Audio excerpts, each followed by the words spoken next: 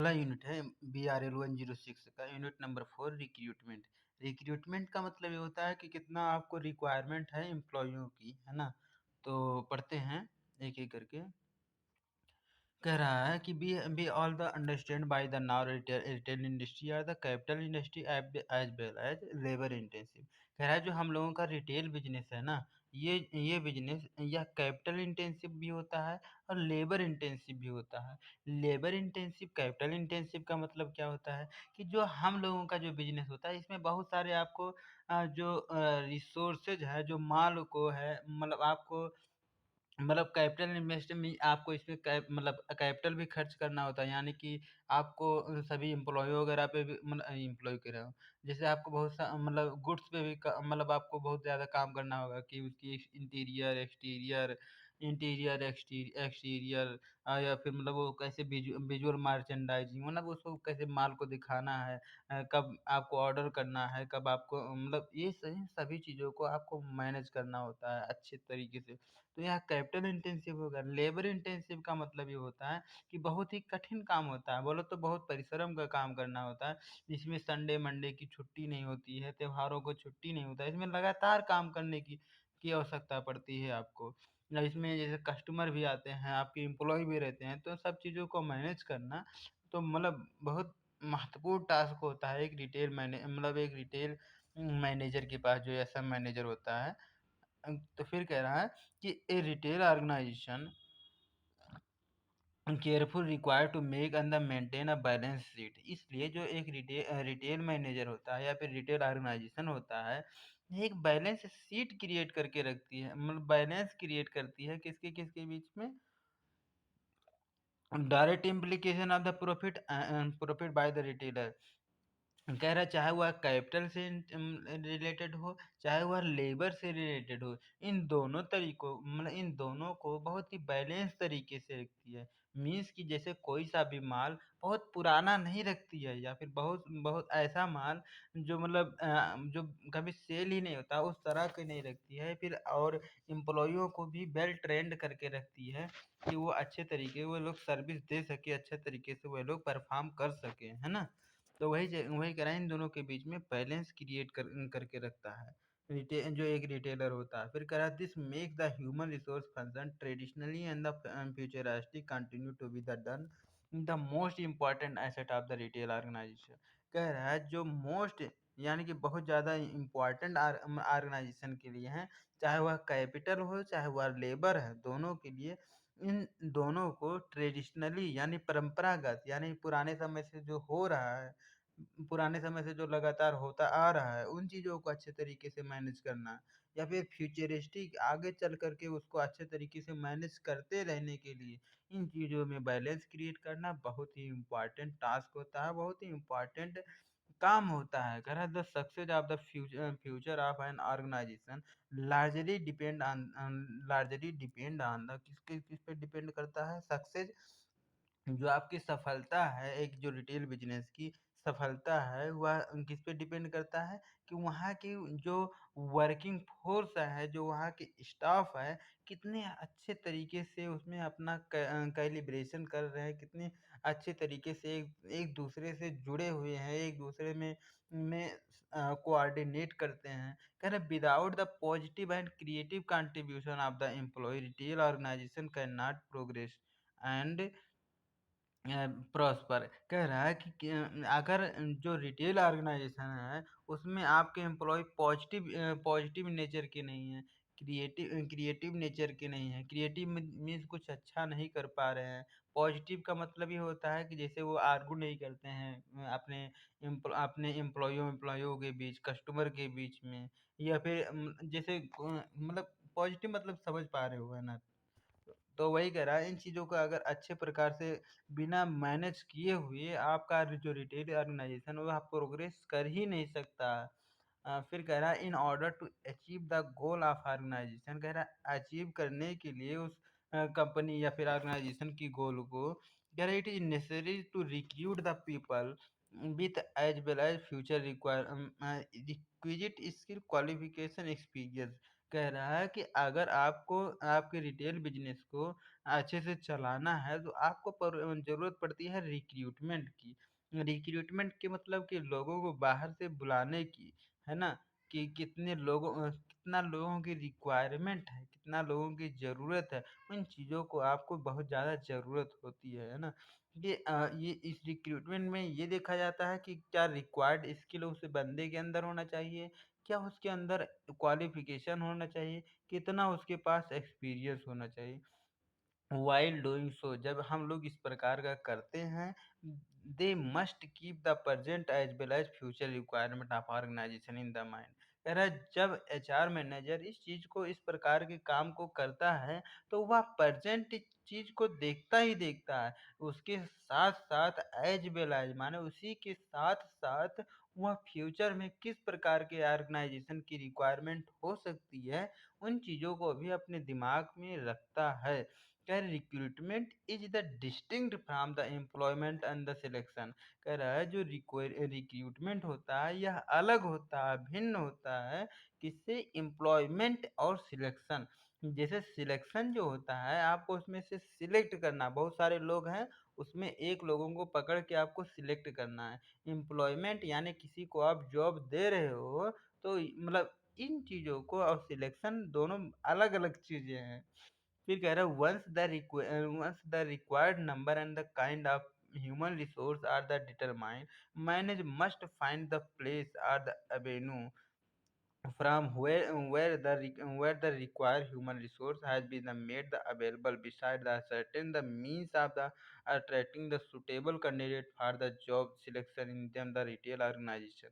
कह रहा एक बार जब यह पता चल जाता है कि कितने लोगों को आपको रिक्वायरमेंट है, किस टाइप के ह्यूमन रिसोर्स की आपकी ज़रूरत है, ये चीज़ आप जब डिटरमाइन कर लेते हैं, जिस चीज़ को आप जब डिस्क्राइब कर लेते हैं, तो यह देखा जाता है कि उसको किस प्लेस पे कितना पैसा देना है, उसके रिक्वायरमेंट के हिसाब से। अब जो मतलब ह्यूमन है उसके रिक्वायरमेंट के अनुसार, उसके स्किल के अनुसार, उसके पोजीशन के हिसाब से उसको देना, उसको असर्टेन करना, उस टाइप के पोजीशन को, उस टाइप के पोजीशन से उसको अट्रैक्ट करना, है ना?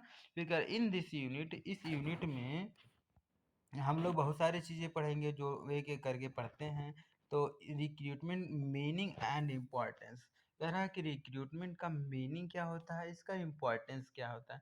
कह रहा है Edwin Flippo right define recruitment as a process of searching the prospective employ and the stimulate them to apply for the job organisation.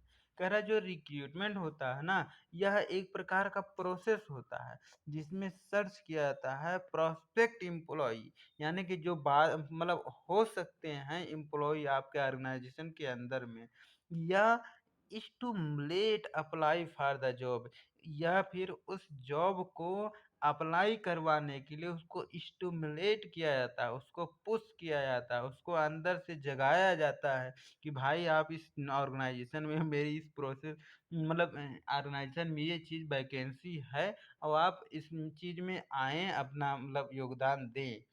Recruitment में इन्वॉल्व होता है, शामिल किया जाता है estimation available vacancy and make the suitable arrangement for their the selection and appointment.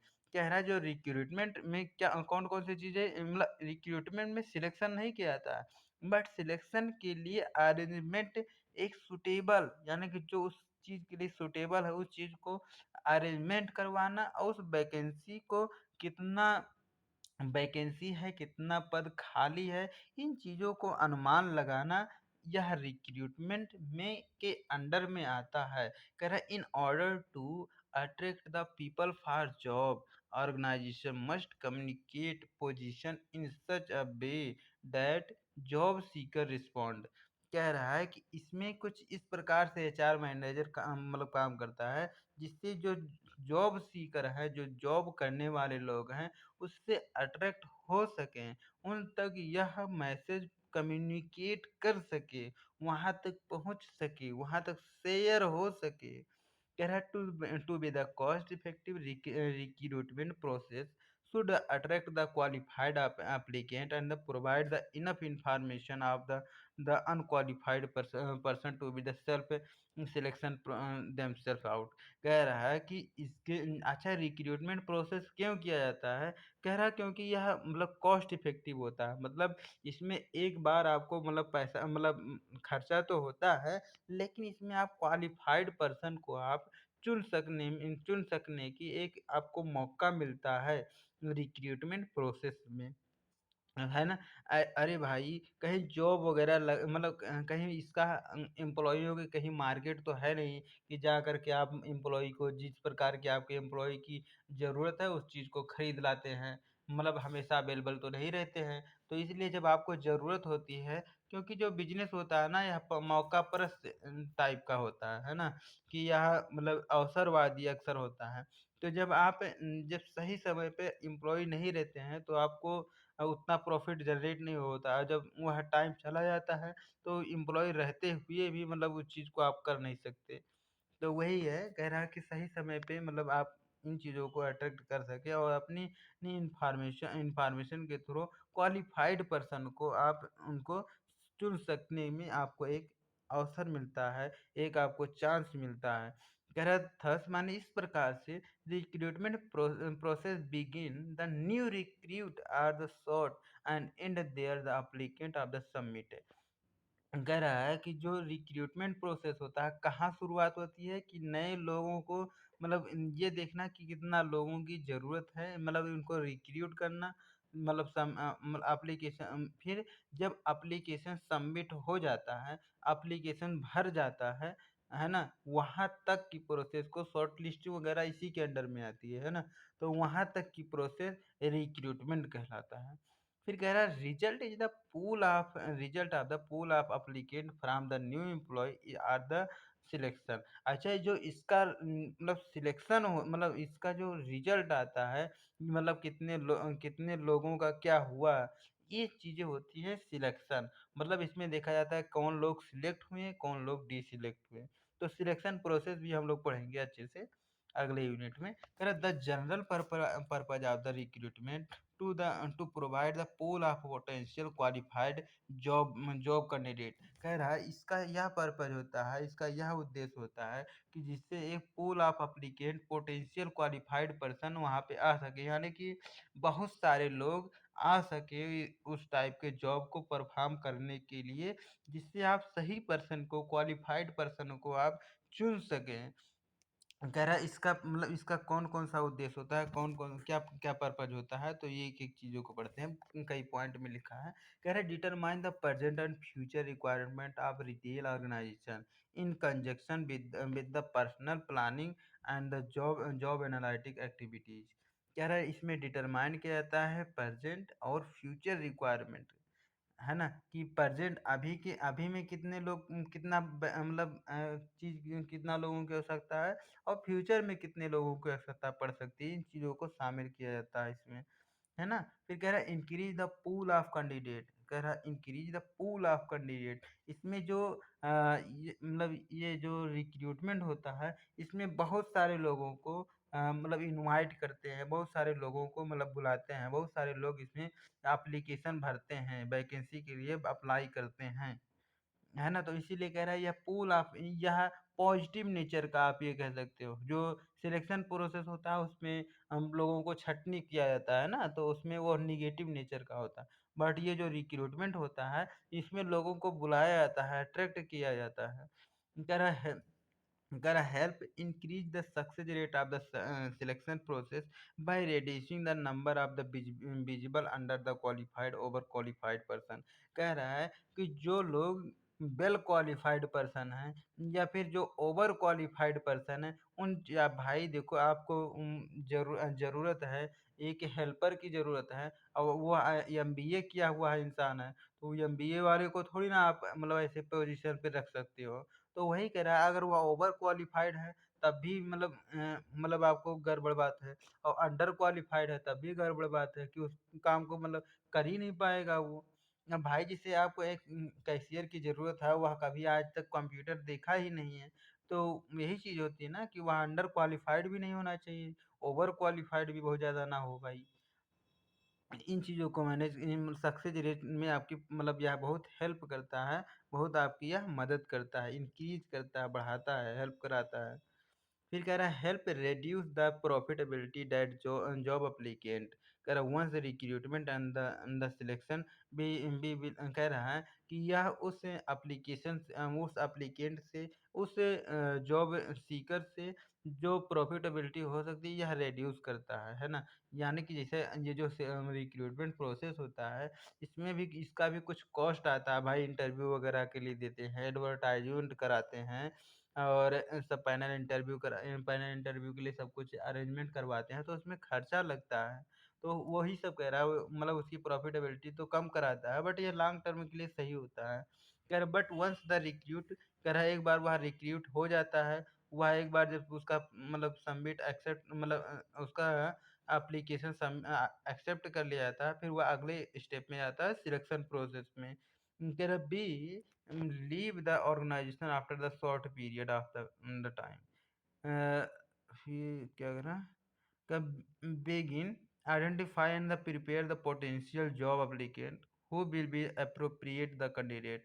कह रहा है जो सही कैंडिडेट है, अप्रोप्रिएट कैंडिडेट है, उस टाइप के आप पोटेंशियल जॉब अप्लीकेंट को अच्छे तरीके से तैयार करना और उसको आइडेंटिफाई करना। मतलब ये है कि जितने लोग आए हैं इंटरव्यू देने के लिए, कभी-कभी क्या होता है आपको ज़रूरत होती है, कम लोगों की ज़रूरत होती है और मतलब अच्छे-अच्छे लोग आ जाते हैं। तो उनको उनका भी आप लोग कॉन्टैक्ट नंबर ले सकते हो कि उनको बोल सकते हो कि भाई अभी तो ज़रूरत नहीं है, बट इतने दिन के बाद हम मतलब ज़रूरत पड़ेगी तो आपको मतलब अगर आपके पास कॉल मतलब टाइम रहेगा तो आप आ जाना। है ना? तो मतलब आप मतलब ये कह रहा है पोटेंशियल जॉब एप्लीकेंट को भी आप आइडेंटिफाई कर सकते हैं। फिर कह रहा है reduce the outside or the new employee prospect lead the company। कह रहा है कि इससे जो आउटसाइडर यानी आउटसाइडर है जिससे बाहरी जो इफेक्ट आती है इससे आप बचा सकते हैं। इसमें इन्फ्लुएंस हो सकता है new blood all the level of organisation. कह रहा है हर एक लेवल पे, चाहे वो मैनेजर लेवल का हो चाहे मतलब कोई सा भी लेवल के, आप नए ब्लड नए खून नए फ्रेश खून को यंग खून को आप इन्फस कर सकते हैं, उसमें इंट्रोड्यूस कर सकते हैं, उसमें ला सकते हैं, जिससे वह नई एनर्जी के साथ वह काम कर सकता है।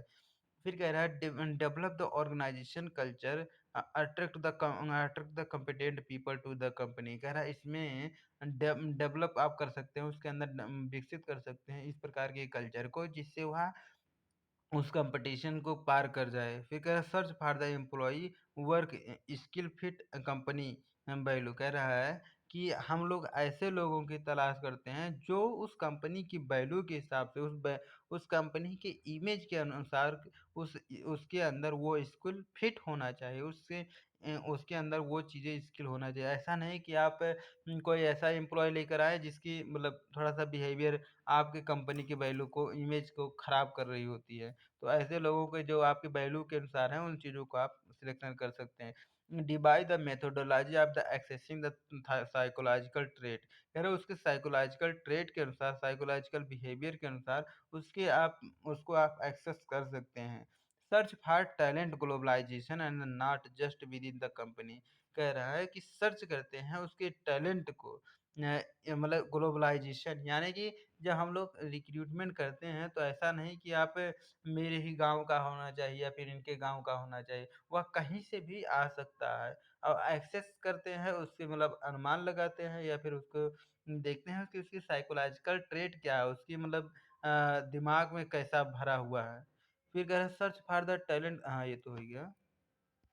फिर कह रहा है डिजाइन एंट्री पे that compete on quality but not on the quantum. कह रहा है कि इस पे उस जॉब को पाने के लिए भी कभी-कभी कुछ पैसा देना पड़ता है, उससे रिलेटेड ये बात कर रहा है। कह रहा है एंटीसिपेट फाइंड द हाँ, वही जो एप्लीकेशन भरा-वरा जाता होगा, हो सकता है उसके लिए। Care anticipate and the find the people for the prospect not the exit at। कह रहा है कि इसमें जो प्रोस्पेक्ट एम्प्लॉय होते हैं ना वो लोग भी भर सकते हैं। मीन्स कि जैसे वो लोग बाद में भर सकते हैं मतलब जैसे कहाँ गए भाई? एग्जिस्टिंग ना मतलब जो आपके ऑर्गनाइज़ेशन में काम कर रहे होते हैं, वही लोग भी उसमें काम कर सकते हैं। मतलब वो लोग भी उस एप्लीकेशन में या उस प्रोसेस में जा सकते हैं। Increase the organisation and the individual effectively in short term and the long term. कह रहा है इस प्रोसेस में जो शॉर्ट टर्म हो चाहे लॉन्ग टर्म में अच्छे तरीके से, इफेक्टिव तरीके से ऑर्गनाइज़ेशन हो चाहे इंडिविजुअल हो, मतलब वह इंक्रीज़ कर पाती है। मतलब ये होता है जैसे आप शॉर्ट टर्म आपका गोल क्या है? मीन्स कि आपका जो मिशन है, मिशन के अनुसार आप एम्प्लॉयी को रिक्रूट करते हैं। जैसे आपने जैसे क्या कहते हैं आपने रोड कंस्ट्रक्शन का काम आप कर रहे हैं। तो वह ये थोड़ी ना है कि आपको मतलब 20 साल, 25 साल चलेगी उसके काम। वह जनरली आपका वह एक मिशन होता है और उस मिशन के लिए आपको मतलब एम्प्लॉयी चाहिए होते हैं। तो वही कह रहा है यह आपके मतलब शॉर्ट टर्म के लिए चाहे लॉन्ग टर्म के लिए या दोनों के लिए ही बढ़िया सूटेबल होता है। फिर कह रहा है evaluate the effectiveness of the various recruitment and technique sources of the all the type of the job एप्लीकेट। कह रहा है इस प्रकार से हम लोग उसके इवैल्यूएट करते हैं, मेजरमेंट करते हैं, एसेस करते हैं। उसके अलग-अलग टेक्निक बहुत प्रकार के वेरियस यानी बहुत प्रकार के टेक्निक का प्रयोग हम लोग करते हैं जिससे इफेक्टिव तरीके से लोगों को इवैल्यूएट कर सकें, राइट पर्सन को सिलेक्शन कर सकें। कह रहा management must the more candidate in order to increase the selection ratio. कह रहा है कि सिलेक्शन रेशियो में हम उनको अच्छे तरीके से जाने के लिए लोग ज़्यादा से ज़्यादा लोग अप्लाई कर सकें, ऐसा कुछ हम लोग अरेंजमेंट करते हैं। फिर कह रहा है कि रिक्रूटमेंट इज द पॉजिटिव। कह रहा हाँ ये बहुत इंपॉर्टेंट पॉइंट होता है कि जो रिक्रूटमेंट होता है ना इसमें लोगों को निराश किया नहीं जाता है ना।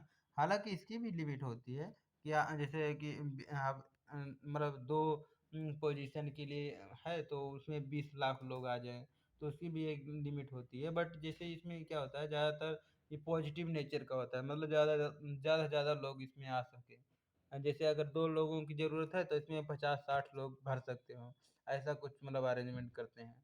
अरे भाई जैसे लोग आ रहे हैं तो आपके पास उतना टाइम भी तो होना चाहिए उन लोगों को इंटरव्यू या सब कुछ करने के लिए। तो वही कह रहा है कि यह पॉजिटिव नेचर का होता है। कह रहा है it aim increase the number of application. जो रिक्रूटमेंट होता है ना इसमें ये सोचा था कि कैसे लोगों को ज़्यादा से ज़्यादा लोग इसमें आ सके जिससे आप वेल क्वालिफाइड पर्सन को सिलेक्ट कर सके। बट जो सिलेक्शन प्रोसेस होती है यह निगेटिव नेचर का होता है। सिलेक्शन का मतलब क्या होता है कि बहुत सारे लोग हैं उसमें से किसी को छाँटना या फिर किसी एक को मतलब बुलाना या किसी एक लोगों को सिलेक्ट करना तो और बाकी सभी लोग ऑर्गेनाइजेशन के बाहर जा रहे हैं तो निगेटिव नेचर का तो होगा ही भाई। फिर कह रहा है कि the function of recruitment seem to easy and several factor make the perform of the recruitment complex one. कह रहा है कि रिक्रूटमेंट प्रोसेस मतलब वैसे देखने में तो बहुत इजी दिखता है बट यह मतलब इतना आसान नहीं होता है अच्छे से रिक्रूटमेंट करना है ना। फिर कह रहा है एक retail organisation face the challenges of the shortage of the good man power talent and their subsequent retention as tend to the more greener posture and the lure for the competition। कह रहा है कि अच्छा जो recruitment process होता है या फिर इंटरव्यू प्रोसेस होता है मात्र 1-2 घंटे के अंदर आप एम्प्लॉय के अंदर मतलब आप 100% तो उसको पढ़ नहीं सकते हो। तो वही कह रहा है कि मतलब उसी प्रोसेस में आपको ये देखना होता है कि कौन सा आपका कैंडिडेट सही है, कौन सा आपका कैंडिडेट गलत है। तो उसके बारे में हर चीज़ को पता लगाया जाता है तो इतना आसान भी नहीं होता है ना। फिर कह रहा है एक HR manager resort the making the talent pool. कह रहा है एक इसीलिए जो एक एचआर मैनेजर होता है अपने अपने एक्सपीरियंस के अनुसार वह रिसोर्ट बार बार मतलब शॉर्ट लिस्ट तैयार करता है एक टैलेंट पूल में बहुत सारे लोगों के मतलब जो झुंड हैं या फिर बहुत सारे लोगों का जो ग्रुप है। कह रहा है set the suitable and the competent people ready to make the vacant position. कह रहा है इस प्रकार से लोगों मतलब उन लोगों को ऐसे लोगों को रेडी किया जाता है जो उस वैकेंट पोजीशन को मतलब ले सकें या फिर उस पोजीशन को अच्छे से परफॉर्म कर सके। Retail HR create his pool by conducting the various test and assessment. कह रहा है जो रिटेल एचआर होता है इस रिक्रूटमेंट प्रोसेस को बहुत सारे टेस्ट के थ्रू मतलब उनको टेस्ट करता है उनका टेस्ट लेता है और उनको बहुत तरीके से उनको पर मतलब क्या कहते हैं दिया जाता है, टास्क दिया जाता है कि ये करोगे तो अगले प्रोसेस में जाओगे, वो करोगे तो अगले प्रोसेस में जाओगे, है ना? तो वही कह रहा है। फिर कह रहा है minimise the transition and the time and the retail HR call the notice period and the transmit. बस हो ही गया। सोर्स ऑफ रिक्रूटमेंट, कह रहा है कि मतलब इसके सोर्स कहाँ है, इसके कौन कौन से सोर्सेज होते हैं, मतलब कहाँ कहाँ से भी अवेलेबल होते हैं एम्प्लॉय। फिर कहा source of the recruitment in the retail में the broadly divided in two category. कह रहा है इसको ना ब्रॉडली यानी कि अच्छे तरीके से अगर डिफाइन करना है तो इसको दो कैटेगरी में आप हम लोग बांट सकते हैं। एक होता है इंटरनल, एक होता है एक्सटर्नल। एक होता है इंटरनल रिक्रूटमेंट किया जाता है, एक होता है एक्सटर्नल रिक्रूटमेंट किया जाता है। इंटरनल का मतलब क्या होता है कि employ who are already working in the retail company constitute internal sources.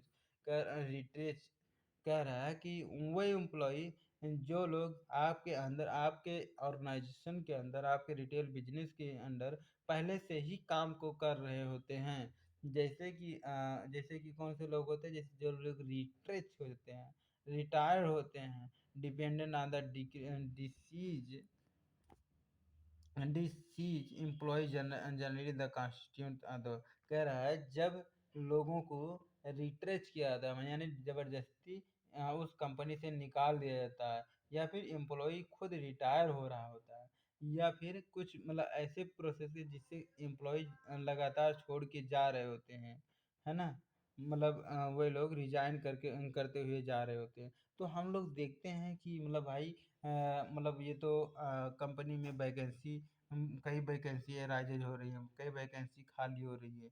तो कुछ तरीके मतलब कुछ तरीके को हम लोग रिटेल रिटेल ऑर्गेनाइजेशन इस चीज़ को मतलब गैप को पूरा करने के लिए अपने एम्प्लॉयज़ को अच्छे तरीके से ट्रेनिंग देती है, उसको प्रमोशन करती है एक दूसरे से दूसरे, और उसको ट्रांसफ़र करती है, मतलब एक जगह से दूसरी जगह ले जाती है, और प्रमोट माने एक पोजीशन से दूसरे पोजीशन पे करते हैं। इवन द डिमोस्टेड यानी कि अगर एम्प्लॉय अच्छे से परफॉर्म नहीं कर पा रहा है तो उसको डिमोटेड भी किया जाता है। यानी कोई बदतमीजी कर रहा है तो वह पहले सुपरवाइजर है, अब उसको सेल्स पर्सन बना दिया जाता है, यानी कि उसको छोटा पर्सन मतलब बना दिया जाता है। फिर कह रहा है retail company have been the increase resort the practices like the internal job posting IJP, where the internal employee can made the aware, share and recommend their the suitable candidate from their team and the referral। कह रहा है इस पर कुछ नहीं कह रहा there is the no hiring cost. कह रहा है जो इंटरनल कॉस्ट होती है इसमें हायरिंग कॉस्ट बहुत मतलब कुछ ज़्यादा नहीं लगता है, मतलब अंदर की बातें अंदर के लोगों से ही सब कुछ मतलब पूछ लिया जाता है, उन्हीं लोगों के थ्रू मतलब अवेयर किया जाता है लोगों को जो वहाँ पे ऑर्गेनाइजेशन में पहले से ही काम कर रहे होते हैं। उन्हीं लोगों को प्रमोट किया जाता है, या उन्हीं लोगों से ही मतलब पूछ करके उन्हीं लोगों के रिश्तेदार को मतलब लाया जाता है। फिर कह रहा है there is the practice of the giving the referral bonus.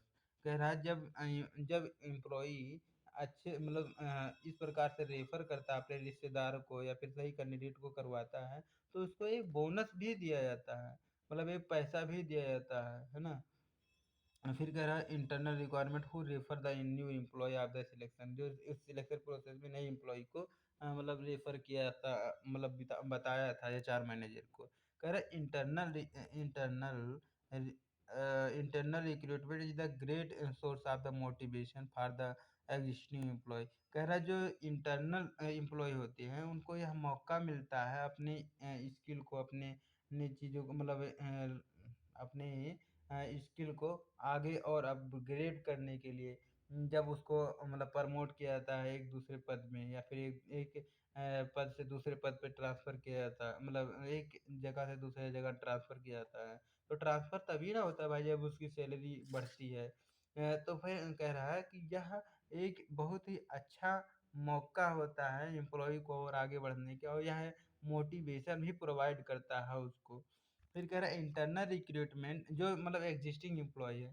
फिर कह रहा है internal recruitment is always reliable and the recognition easily ready the selection. कह रहा है कि जो इंटरनल रिक्रूटमेंट होता है, यह थोड़ा-सा रिलायबल होता है, थोड़ा-सा अच्छा माना जाता है। मतलब अच्छा का मतलब ये होता है थोड़ा-सा ये आसानी से हो जाता है और मतलब इसको पहले से ही जो अ, या मतलब ऑर्गेनाइज़ेशन वाले होते हैं, आप पहले से उसको जानते हैं कि उसके अंदर क्या-क्या क्वालिटी या फिर क्या-क्या मतलब कैसा वह बंदा है या फिर जिसको वहाँ रेफ़र करेगा वह बंदा उसको जानेगा। यानी कि फ्रॉड वगैरह की चांसेस बहुत कम होती है ना।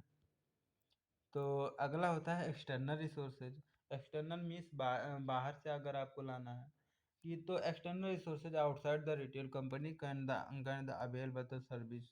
कह रहा है employ works on the retail company. कह रहा है जो एम्प्लॉय है वह वर्क करना चाहिए उस काम में मतलब पहले ही उस अदर मतलब अदर रिटेल कंपनी में काम कर रहा होता है तो उसको लाना या एक्सटर्नल यानी बाहर से हो गया। जॉब एस्पिरेंट रजिस्टर्ड यानी कि जो पहले से जॉब एस्पिरेंट में जो रजिस्टर हुए थे, यानी कि जो मतलब जो लोग जॉब के लिए पहले से अप्लाई किए थे, वह उन लोगों को बुलाना। तो ये भी होता है बाहर। Student from the reputed education यानी कि अच्छे कॉलेज से फ्रॉम द एमबीए कॉलेज से मतलब जैसे कि इसमें उदाहरण दे रहा है कि जैसे एमबीए कॉलेज से स्टूडेंट को लाना, तो यह भी एक्सटर्नल ही हो गया। फिर कह रहा है candidate refer by the union friend relative or the existing. कह रहा है अपने फ्रेंड के द्वारा, जैसे जो एचआर मैनेजर है उसका फ्रेंड, एचआर मैनेजर किसी भी इवेंट में गया है वहां से ले आया, एचआर मैनेजर किसी शादी विवाह में गया वहां पे कोई मतलब बात किया, या फिर जैसे अब तो बहुत सारी यूनियन का मतलब ये होता है, अब तो बहुत सारे प्राइवेट कंपनियां भी मतलब प्राइवेट ऑर्गेनाइजेशन भी कईयों चल रहे हैं जहाँ पे आप मतलब वहाँ से उठा सकते हो, है ना।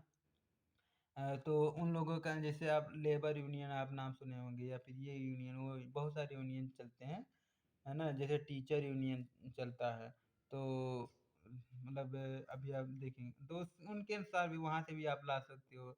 रिलेटिव अपने रिश्तेदार रिश्तेदार में कहीं गए हैं तो वहाँ भी बात मतलब बात फैला है थोड़ा सा तो कहें हाँ यार ये भी तो मतलब इसको भी तो देख लो ये मतलब ये क्वालिटी ये एमबीए जो भी किया है ना, एमबीए किया है बीबीए किया है या फिर अकाउंटिंग का ये भी काम करता था, तो यहाँ इसको भी ले सकते हो तो मतलब वहाँ से भी हो जाती है। वह भी आउटसाइडर ही होता है। एक होता है search firm various consultancy company, बहुत सारे पहले से ही कंसल्टेंसी कंपनी इस प्रकार से ही होती हैं।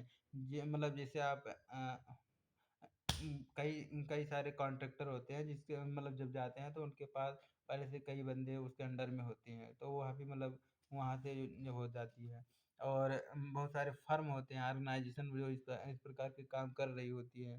और मेरी कंसल्टेंसी कंपनी जैसे सीए वगैरह के लिए इसमें देखा जाता है। फिर कह रहा है candidate responsibility to advertisement and issue. कह रहा है मतलब इसमें एडवर्टाइजमेंट दिया जाता है, इसमें तब कैंडिडेट अप्लाई करते हैं जो मतलब अब एडवर्टाइजमेंट के थ्रू करते हैं तो ज़्यादातर बाहर के ही लोग आते हैं, तो यह भी एक होता है। एक होता है अनसॉलिसिटेड एप्लीकेंट वॉकिंग्स। कह रहा है ऐसे ही आप कहीं भी मतलब घूमने जा रहे हैं या फिर आप कहीं भी मतलब आप हैं तो वहाँ पे ऐसे अचानक से कुछ मतलब आ जाती है। मैन पावर कंसल्टेंट या फिर जो मैन पावर कंसल्टेंट होता है उसके पास से जाते हैं आप फिर वहाँ से लेकर आते हैं। तो फिर इसकी भी जो अपने मेरिट हैं डिमेरिट हैं, है ना। एक्सटर्नल की, एक्सटर्नल मतलब बाहर की जो बाहर से हम लोग करवाते हैं। तो फ़ायदा क्या है? वाइड चॉइस मतलब आपको चॉइस करने की थोड़ा-सा फ्रीडम होती है ना? थोड़ा-सा आपको फ्री होते हैं फ्रीडम मतलब स्वतंत्रता होती है। मतलब आप अच्छे प्रकार से कर सकते हैं क्योंकि यहाँ पे बहुत सारे लोग आते हैं, पूल ऑफ कैंडिडेट आते हैं, अप्लाई करते हैं। Person require the qualification could be the pickup. जो क्वालिफ़ाइड पर्सन है उन्हीं को आप ले सकते हो। और इसकी डेमेरिट क्या है? डेमेरिट में एक्सपेंसिव एक्सपेंसिव नेचर का होता है, मीन्स हायरिंग कॉस्ट, हायर करने के जो आपने कॉस्टिंग लगाया था, यानी कि जो भी आप एडवर्टाइजिंग वगैरह करवाए थे, है ना? उन चीज़ों में खर्चा जो आया था। तो फिर क्या substantially typing and the multifarious sources and requirement not easy the task easier. कह रहा है कि मतलब लोगों को टैप कराना, लोगों को मतलब अच्छे तरीके से उस काम को अच्छे तरीके से परफ़ॉर्म कर मतलब जुड़ाना अच्छा इतना आसान काम नहीं होता है ना? जब बाहर से आप लेकर आते हैं। और फ़ायदा में एक दूसरा फ़ायदा ये होता है कि inject the fresh blood. Inject the fresh blood का मतलब ये होता है कि जैसे जब नया बंदा आता है स्कूल स्कूल कॉलेज का आता है तो उसको अच्छे से तो नहीं मैं कह रहा हूँ अच्छे से पता नहीं होता बट उसको कइयों तरीका कॉलेज स्टूडेंट मतलब कइयों तरीका पता होता है जी उस पार्टिकुलर टास्क को परफॉर्म करने की। तो वह अच्छे तरीके से अपने मतलब परफॉर्म करेगा क्योंकि वह पहले बेरोज़गार था या फिर मतलब रोज़गार था क्योंकि अब उसको ज़्यादा पैसा मिल रहा है। तो वह उस हिसाब से काम भी करेगा कि भाई नहीं करेंगे तो मुझे निकाल दिया जाएगा। तो वह नई एनर्जी के साथ काम कर पाएगा और ये भी सोचेगा कि मतलब आप उतना खुल के भी तो नहीं रह सकता क्योंकि अभी और नया-नया आया हुआ है।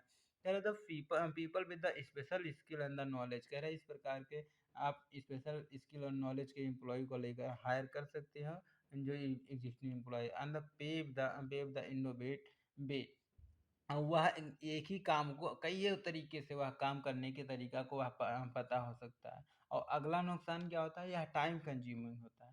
टाइम कंज्यूमिंग मतलब कि जितने भी ये लोग आप कर रहे हैं स्क्रीन टेस्ट कर रहे हैं और मतलब जो भी आप टेस्टिंग वगैरह कर रहे हैं, स्क्रीनिंग कर रहे हैं, स्कैनिंग कर रहे हैं, एडवर्टाइज़मेंट निकाल रहे हैं, तो इन सभी का एक टाइम होता है। जैसे एडवर्टाइज़मेंट निकालें तो उसका भी कुछ टाइम लेता है और स्क्रीनिंग यानी कि कितने लोग रिस्पॉन्स दिए हैं इन चीज़ों को, टेस्ट लेना उन लोगों को। तो इन सभी चीज़ों में मतलब अच्छा खासा टाइम चला जाता है। वहाँ से not available with the process has the repeated कह रहा है इस चीज़ों को बार-बार प्रोसेस किया नहीं जा सकता ये भी एक और अगला होता है मोटिवेशन फ़ोर्स। फ़ोर्स को अपने मोटिवेट करना कैसे मतलब मोटिवेट होते हैं जैसे जब मतलब इंटरनल लोगों को भी यह मौका मिलती है जब आप अच्छे से परफ़ॉर्म करोगे तो आप भी उसमें अप्लाई कर सकोगे, है ना? तो मतलब जब अप्लाई करने तो उनको भी मतलब एक मौका मिलता है कि भाई अच्छे से काम करेंगे, है ना? तो अच्छे से मतलब हम लोगों की भी ग्रोथ होने की चांसेस बहुत बढ़ जाती है। और जैसे नया बंदा आया होता है तो लोग सोचते हैं कि जैसे ये आया है, अगर ये अच्छे से काम करेगा तो इसको ज़्यादा पैसा मिलेगा। और उसको देखा मतलब ये भी काम करने लगता है और क्योंकि वह नया-नया नियम कानून भी लेकर लेकर आता रहेगा, तो सभी लोगों को मतलब और अच्छे से मतलब अपना बेस्ट एबिलिटी मतलब अच्छे से अच्छी काम करना चाहेंगे। डिमोटिवेट डिमोटिवेट भी होता है क्योंकि जैसे बाहर से बार-बार लेकर आ रहे हो, तो मतलब ये है कि आप प्रमोशन थोड़ा कम दिला रहे हो लोगों को। तो वही कह रहा है। तो यह डिमोटिवेशन की ओर भी लेके जाता है।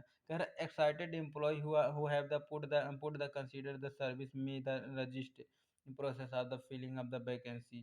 कह रहा है कि जो लोग पहले से मतलब पोटेंशियल रखते थे कि हाँ, हम आगे जा कर के ये बनेंगे इसी ऑर्गनाइज़ेशन में, वो बनेंगे। आप बार-बार बाहर से ही लेकर आ रहे हैं, अपने रिश्तेदारों को लेकर चले आ रहे हैं, है ना? तो इससे थोड़ा डिमोटिवेट तो होता ही होता है। They are feeling that their the service cannot be the recognition, maybe the recognition that forces them to the work with the less enthusiasm and the motivate them. वही चीज़ है सेम। कह रहा लॉन्ग टर्म बेनिफिट जो recruitment होता है इसका एक फ़ायदा ये होता है कि लॉन्ग टर्म के लिए यह बहुत ही अच्छा माना जाता है ना? कि क्योंकि आपके पास एक चॉइस होता है कि किसको चुनना है, किसको नहीं चुनना है। तो बहुत सारे तरीकों से हम लोग चुनते हैं हो सके कि मतलब अच्छे तरीके से मतलब अच्छे लोगों को हम लोग टैलेंटेड लोगों को हम लोग मतलब उसमें जॉइन करा सकें, उसके रैंक के हिसाब से, उसके आइडिया के हिसाब से कि क्या वह करना चाहता है, क्या नहीं करना चाहता है। फिर मतलब अच्छे तरीके से उसको वह कैसे अपने आप को एक्सप्रेस करता है। उसमें उसमें कॉम्पिटिटिव एटमॉस्फेयर किस प्रकार से है, तो इन सभी चीज़ों को देखते हुए आप अच्छे तरीके से फिर उसको चुनते हैं। तो जब इस प्रकार से चुनते हैं तो उसके अंदर नया मतलब काम करने की थोड़ा-सा ललक थोड़ा ज़्यादा ही देखा जाता है ना? फिर कह रहा है अनसर्टेनिटी अगला नुकसान होता है यह अनसर्टेनिटी मीन्स कि जैसे आप नए लोगों को लेकर आए हैं तो ज़रूरी नहीं है कि वह मतलब अच्छे से मतलब जैसे होता नहीं कि जैसे अगर आया वो बहुत अच्छे से वह काम कर परफॉर्म कर रहा है तो वह ये सोचेगा कि यार प्रमोशन क्यों नहीं मिल रहा है मतलब मतलब वो कुछ ज़्यादा अपने ओवर कॉन्फिडेंस में रहता है कि हाँ भाई कुछ ज़्यादा एक्सपेक्ट करने लगता है। कह रहा there is no guarantee that the organisation will the certainty available to the service of the suitable candidate. कह रहा है जब वह कैंडिडेट सूटेबल है उस जॉब के लिए, वह अच्छे से परफॉर्म भी कर पा रहा है, तो उन उस एम्प्लॉई को ऑर्गेनाइजेशन में रोके रहना इतना आसान काम नहीं होता। वह आपका ऑर्गेनाइज अगर क्या कहते हैं, आपको प्रमोशन नहीं उसको मिलेगा तो वह छोड़ छाड़ के चला जाएगा। तो बस यही कह रहा कह रहा मेथड ऑफ रिक्रूटमेंट। कह रहा तरीका क्या है रिक्रूटमेंट का। तो पहला होता है इंटरनल मेथड, अगला होता है एक्सटर्नल मेथड। तो इंटरनल मेथड में क्या है, तो पहला है ट्रांसफर मेथड, है ना। पहला है ट्रांसफर करो या फिर प्रमोशन करो। क्या है प्रमोशन एंड ट्रांसफर आर। अच्छा, प्रमोशन का मतलब कि एक पद से दूसरे पद पे सेम ऑर्गेनाइजेशन में। लेकिन ट्रांसफर का मतलब जैसे आपके पास कई आउटलेट हैं, तो एक जगह से दूसरे जगह पोस्टिंग कर दो। जैसे लखनऊ से सिद्धार्थनगर में पोस्टिंग कर दो, लखनऊ से अयोध्या में कर दो, लखनऊ में कानपुर से कर दो, लखनऊ से नोएडा कर दो। तो यही सब होता है। कह रहा है जो feel from the within the organization related transfer। अरे transfer is the lateral movement. Transfer जो होता है लेटरल मूवमेंट होता है। मीन्स कि एक पद से दूसरे पद पे ऐसा जरूरी नहीं कि एक पद से दूसरे पद पे मतलब हो रहा है। जब एक पद से दूसरे पद पे किया जा रहा है उसको प्रमोट करना होता है। लेकिन ट्रांसफर का मतलब जैसे आप पहले क्या कहते हैं, पहले आप मैं बता रहा हूँ, जैसे आप सुपरवाइजर थे किस प्रकार के, इंस्पेक्शन के थे, तो आप अब प्रोडक्शन डिपार्टमेंट, पहले आप सेल्स डिपार्टमेंट के थे, अब प्रोडक्शन में चले जाएंगे, फिर आप मार्केटिंग में चले जाएंगे। आप हैं तो मैनेजर ही, है ना। आपको इसमें बहुत ज़्यादा सैलरी का फर्क नहीं दिखेगा, बट जैसे आपकी डिपार्टमेंट अलग अलग हो जाती है तो उसको कहते हैं हम लोग ट्रांसफर। कह रहा from one job to the another it may the lead the chances to duties and the responsibility working condition। कह रहा जब मतलब इस प्रकार का जब ट्रांसफर आपकी होती है तो आपकी ड्यूटी चेंज हो जाती है, आपकी रिस्पॉन्सिबिलिटी चेंज हो जाती है, आपकी वर्किंग कंडीशन चेंज हो जाती है। ड्यूटीज क्या होती है, रिस्पॉन्सिबिलिटी क्या होती है। ड्यूटीज ड्यूटीज की मतलब क्या होता है कि आपको आपका वह कर्तव्य, मतलब आपके पास कौन से राइट्स मिले हैं, आपके पास कौन कौन सा पावर मिला है ना, ये चीज़ें। और रिस्पॉन्सिबिलिटी का मतलब ये होता है कि आपके अंदर क्या मतलब आपको जिम्मेदारी क्या क्या दिया गया, किस किस काम को आपको परफॉर्म करना है, तो उन चीज़ों को करना ही करना है। तो यह तो आपकी रिस्पॉन्सिबिलिटी होती है। वर्किंग कंडीशन मतलब कि आप की वर्किंग कंडीशन, जैसे आप सेल्स डिपार्टमेंट में थे तो आप अलग से काम कर रहे थे सेल्स एंड मार्केटिंग में, और आप प्रोडक्शन डिपार्टमेंट आ गए तो आप मतलब अलग से परफॉर्म करने की, थोड़ा सा अलग अलग लोगों से भी बात करने का मौका मिलेगा। फिर but the not necessary the salary. लेकिन इसमें जरूरी नहीं है कि आपकी सैलरी भी चेंज हो जाए, है ना। बट प्रमोशन जो होता है on the other hand involve the movement of the employ lower level to upper level.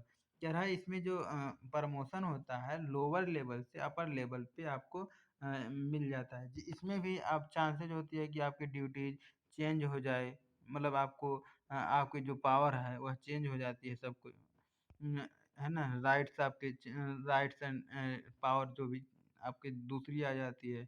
Responsibility आपकी जिम्मेदारी अलग अलग हो जाती है, नहीं आपको क्या क्या परफॉर्म करना होगा। स्टेटस आपकी चेंज होता है, वैल्यू यानी पैसा भी आपका बढ़ जाएगा। जैसे इसमें एग्जांपल ले रहा है कि एक फैशन कंसल्टेंट है the identify leadership skill in the promote the team leader. कह रहा पहले फैशन कंसल्टेंट था, अब टीम लीडर हो गया, है ना। फिर कह रहा नेक्स्ट डिपार्टमेंट, अगले डिपार्टमेंट में डिपार्टमेंट मैनेजर इसको बना दिया। फिर एक floor manager can be the promoted assistant as assistant head. कह रहा है कि जो फ्लोर मैनेजर पहले था अब उसको किस पद पे बैठा दिया गया, असिस्टेंट यूनिट हेड मैनेजर या कैटेगरी मैनेजर उसको बना दिया गया। पहले वह फ्लोर मैनेजर पे था, अब वह मतलब कैटेगरी मैनेजर हो गया। या फिर वह असिस्टेंट हेड, वहाँ का जो हेड होता है उसका असिस्टेंट हो गया। एक होता है जॉब पोस्टिंग। जॉब पोस्टिंग का मतलब होता है जॉब को असाइन करना, है ना। जॉब जॉब को यहाँ से वहाँ मतलब दे दिया जाता है ना। कि अब आप कानपुर कर रहे हैं तो मतलब ट्रांसफ़र में भी ये अक्सर होता है कि मतलब लोकेशन कभी-कभी चेंज हो जाता है, लेकिन जॉब पोस्टिंग में तो कन्फर्म वाला आपकी लोकेशन चेंज होगा ही होगा। Job posting is the another way of the hiring the people from this. In this method, the retail company publish the job opening in the bulletin board, notice board.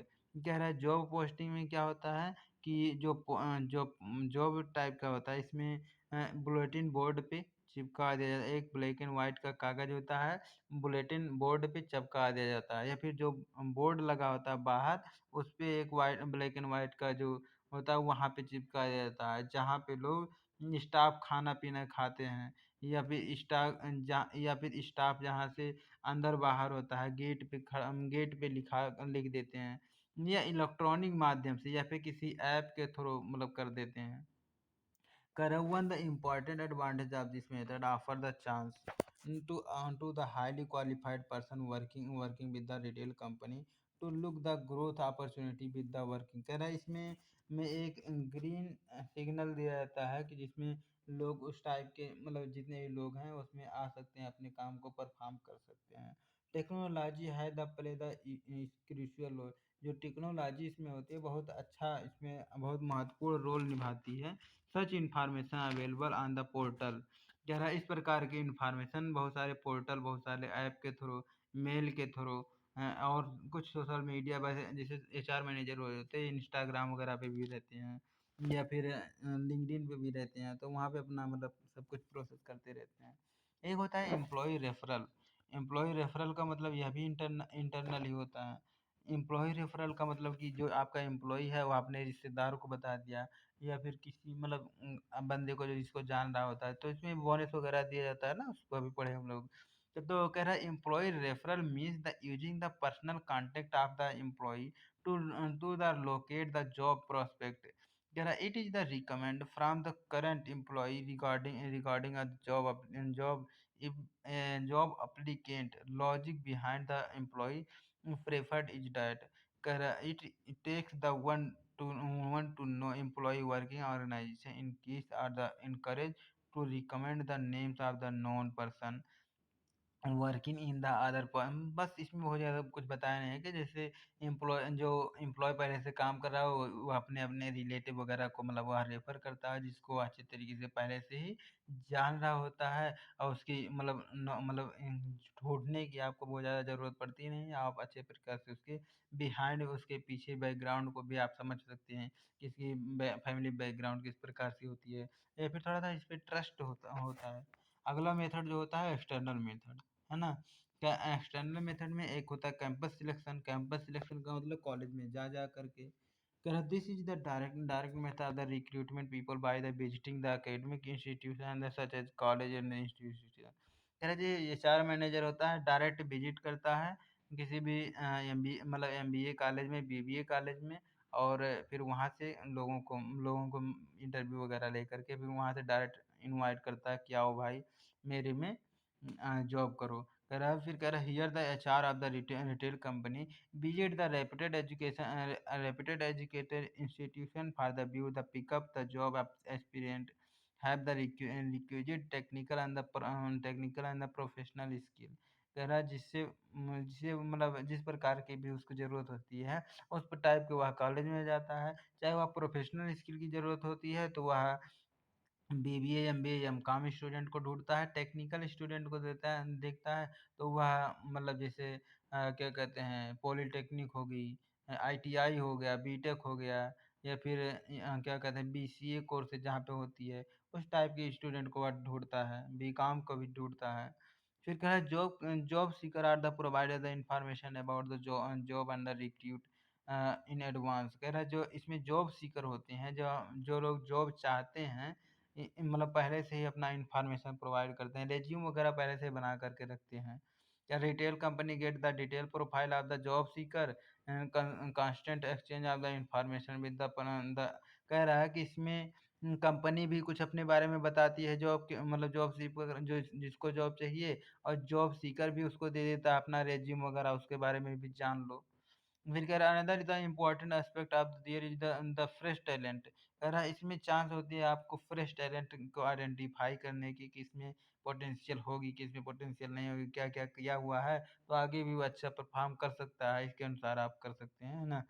कह physical and the mental mental endurance, कह रहा है कि जैसे वो education तो उसके बहुत बढ़िया है, बहुत ठीक ठाक पढ़ने में है उसकी, लेकिन वह फिजिकली कैसा है, फिजिकली कहीं वह मतलब बहुत दुबला पतला या फिर बहुत उस टाइप के काम को परफॉर्म कर पाएगा या नहीं कर पाएगा, इस प्रकार से उसकी फिजिकल चीज़ें भी देखी जाती हैं, उसकी हेल्थ वगैरह सब कुछ कैसा रहता है, ये सब देखा जाता है फिजिकल में।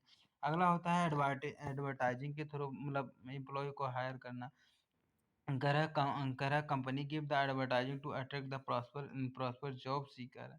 This include the advertising in the newspaper, trade, professional and the technical journal, radio, television, etc.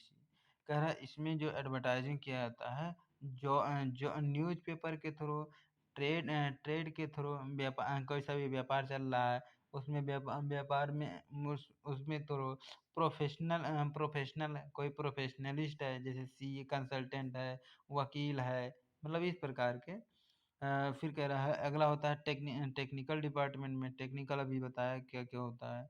Radio में भी दे दिए, रेडियो जानते ही हैं, टेलीविज़न में आप ऐड दे दिए, इसमें इसको भी आप जानते हैं। यानी इन द रिसेंट टाइम हाल ही में ये देखा गया है कि the just at the colourful and the lively imagination, कह रहा है लोगों का जो दिमाग है ना, वह इमेजिन और कलरफुल चीज़ों पे ज़्यादा डिपेंड करता है, कि कैसे मतलब वह काम मतलब आपको कैसे-कैसे काम करना होगा। थोड़ा अगर उसकी वीडियो वगैरह मिल जाए उसकी ना, तो इस चीज़ को ज़्यादा ट्रेंडिंग में लिया जा रहा है एडवर्टाइज़िंग में।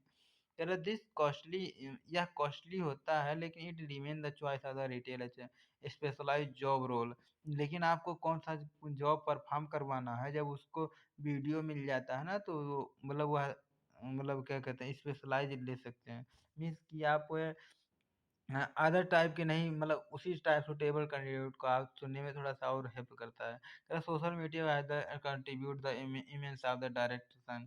कह रहा है इसका जो बहुत उदाहरण बढ़िया उदाहरण है सोशल मीडिया होता है। Nowadays the HR manager company are their the social media account invite the job applicant for the various job position in the retail. कह रहा है रिटेल स्टोर में मतलब अपने सोशल मीडिया प्लेटफ़ॉर्म के थ्रू कइयों लोगों को मतलब इनवाइट करते हैं कि आओ भाई मेरे यहाँ जॉब ये पोजीशन खाली है। फिर कह रहा है private employee search the firm. और कुछ प्राइवेट ऑर्गेनाइजेशन भी होते हैं जो यही सब काम ही करते हैं। कह रहा search firm is the private employment agency or the consultant that maintain a computerised list of the qualified applicant and supplies these to retail company willing to hire the people from the list for a fee। कह रहा है कि search करना private agency को या फिर consultant agency को जो कंसल्टेंसी प्रोवाइड कर रहे हो, जिससे चार्टर अकाउंटेंट हो गया, वकील हो गया, और क्या हो गया, ये टीचर हो गया, इस प्रकार के जो कंसल्टेंट होते हैं, इन लोगों को जो क्वालिफाइड एप्लीकेशन है उनको पहले से ही ये लोग शॉर्टलिस्ट तैयार करके रखते हैं, और ये लोग सप्लाई करते रहते हैं अदर कंपनी में, कईयों कंपनी में। लेकिन ये लोग कुछ फ़ी भी लेते हैं, जो फिर कह रहा है firm like the noble and the habit ABC consultant union international. कह रहा है कि जैसे कुछ इसमें नाम दे रहा है कि जैसे नोबल हो गया, या फिर हैबिट हो गया, या फिर एबीसी कंसल्टेंट हो गया, या फिर यूनियन इंटरनेशनल हो गया, है ना? तो ये सभी जो नाम दे रहा है ना, तो ये तो उदाहरण दे के बता रहा है कि मतलब इस टाइप के आपने ने कंपनी देखा होगा, मतलब आपने बोर्ड देखा होगा, तो इस टाइप के जो होते हैं, ये जॉब दिलवाने लोग होते हैं, जो जॉब दिलवाते हैं। और offer the specialised employment related to the service. यानी इन लोगों के पास अक्सर मतलब कईयों लोग आते जाते रहते हैं कि हाँ भाई मुझे मुझे नौकरी की ज़रूरत है, और मुझे इस प्रकार की जो मतलब दुकानदार होता है, यानी जो बिजनेसमैन होता है, उसको एम्प्लॉय चाहिए होते हैं, कि तो वो भी बोलता है कि हाँ यहाँ पे मेरी मेरी ये चीज़ें वैकेंसी खाली है और मैं ये परफॉर्म करना चाहता हूँ। फिर कह रहा है एम्प्लॉय एक्सचेंज। अगला होता है एम्प्लॉय एक्सचेंज का मतलब जैसे आपके यहाँ एम्प्लॉय अच्छे से वेल ट्रेंड कर मतलब वेल ट्रेंड है, मेरे यहाँ उतना अच्छे से नहीं कर रहे हैं, तो कुछ लोगों को एक्सचेंज कर लिया,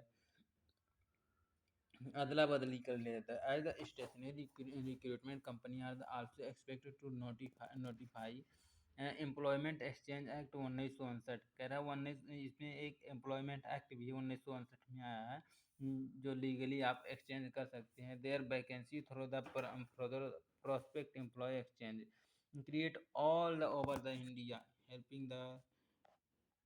जैसे इसमें जो एम्प्लॉय होते हैं, employ ex ex military person या फिजिकल हैंडीकेप जो होते हैं, या अनएम्प्लॉयड यूथ होते हैं, इस प्रकार या फिर डिस्प्लेस एम्प्लॉयमेंट होता है, इन प्रकार के लोगों को यहाँ पे ज़्यादा प्रेफर किया जाता है। और क्या फिर कह रहा है gate hiring and the contractor basis पे।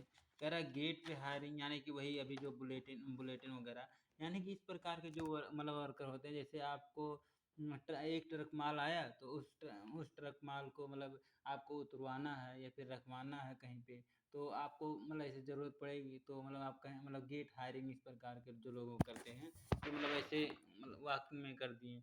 या फिर किसी कॉन्ट्रैक्टर को आप जानते हैं तो उसके थ्रू आप कर देते हैं। कह रहा है gate hiring is the method of the recruitment using the various retailer. कह रहा है generally the semi skilled are the require. कह रहा है इस प्रकार के जो बंदे होते हैं बहुत ज़्यादा स्किल्ड इंसान नहीं होते हैं, इसमें थोड़ा बहुत टैलेंट मतलब थोड़ा बहुत टैलेंट होता है, ऐसा नहीं है, बट बहुत ज़्यादा स्किल नहीं होता है। कह रहा है जो job seeker present themselves at the bigger store and the other जो सर्विस डेयरी। कह रहे यार डेली सर्विस टाइप का हो सकता है, या ज़्यादातर बड़े बड़े स्टोर होते हैं उनके अंडर ये लगाते हैं। बड़ा स्टोर का मतलब ये नहीं, बहुत मतलब छोटे वाले भी करते हैं जब उनके पास ज़्यादा सामान वगैरह आ जाता है। कॉन्ट्रैक्टर और आल्सो यूज। कह रहा है इसमें जो कॉन्ट्रैक्टर होता है इसमें इसका भी प्रयोग किया जाता है, मतलब कुछ लोगों को रिक्रूट करने के लिए, बाहर से लोगों को लाने के लिए। कह रहा सच the hiring task basic on the fixed amount. कह रहा है इस प्रकार के जो मतलब टास्क होते हैं एक फिक्स्ड अमाउंट पहले से ही तय किया जाता है कि कितना अमाउंट उसको देना होगा। कह रहा for a period of the day. कह रहा एक दिन में कितना पैसा देना पड़ेगा वही कह रहा है। कह रहा loading and unloading of the vehicle packaging and the log. कह रहा है कि जैसे जो व्हीकल आया है उसको लोड करने में कितना पैसा लेगा, अनलोड करने में कितना पैसा लेगा, ये पहले से ही तय होता है। पैकेजिंग यानी कि जैसे पैकेजिंग करना है तो वो भी गेट हायरिंग में आ जाती है। टैग टैग वगैरह टैग वगैरह लगाना है, तो इसमें भी जैसे RFID वगैरह आपने सुना होगा, उसकी टैग वगैरह लगाना है। स्मॉल रिपेयरमेंट कुछ करवाना है, जैसे डेंटिंग पेंटिंग के लिए आप करवा रहे हैं तो उसके लिए, या फिर इलेक्ट्रिसिटी मतलब क्या इलेक्ट्रिक वायरिंग वगैरह करवा रहे हैं। मेंटेनेंस टास्क हो गया, कुछ भी मेंटेन करवाने के लिए। फिर अगला होता है अनसॉलिसिट एम्प्लॉय, अनसॉलिसिट एप्लीकेंट वॉकिंग्स। कह रहा है कि अनसॉलिसिट का मतलब क्या होता है कि बिना हम जैसे अभी आपको ज़रूरत नहीं है, लेकिन कभी बाद मतलब कुछ दिन बाद आपको ज़रूरत होगी, तो इस प्रकार से कह रहा है retailer generally receive the unsolicited employ from the job seeker at the various point of time. कह रहा है किसी भी पार्टिकुलर टाइम पे आपको बाद में ज़रूरत हो सकती है, तो इस प्रकार से मतलब एम्प्लॉय को कह रहा है number of the applicant of the dependent of the economic condition and the retailer image and the job seeker perception of the type of the। कह रहा है कि बहुत सारी बड़ी बड़ी कंपनियां क्या होती हैं, हम उसमें काम करने के लिए लोग लाइन पे लगे होते हैं, लाइन पे लगे हुए मतलब कहीं खड़े होकर के नहीं, बट जैसे कई लोग सोच रहे होते हैं कि हम लोग रेपुटेड कंपनी में, अच्छे कंपनी में हम लोग काम कर सके, तो वह लोग मतलब इस प्रकार से अनसॉलिसिट मतलब पहले से ही वो लोग निकाल के रखते हैं, है ना, कि उसमें जो लोग रजिस्टर करेंगे उन्हीं लोगों को बाद में जब कभी ज़रूरत पड़ेगी तो उन लोगों को बुला सकते हैं। तो इन इन बहुत सारे लोग मतलब उसमें रजिस्टर कर लेते हैं। अगर such application are the generally kept in the data bank and the whatever the suitable the vacancy rise the rate all. बस यही होता है। तो आज यहीं पे समाप्त करते हैं। Thank you.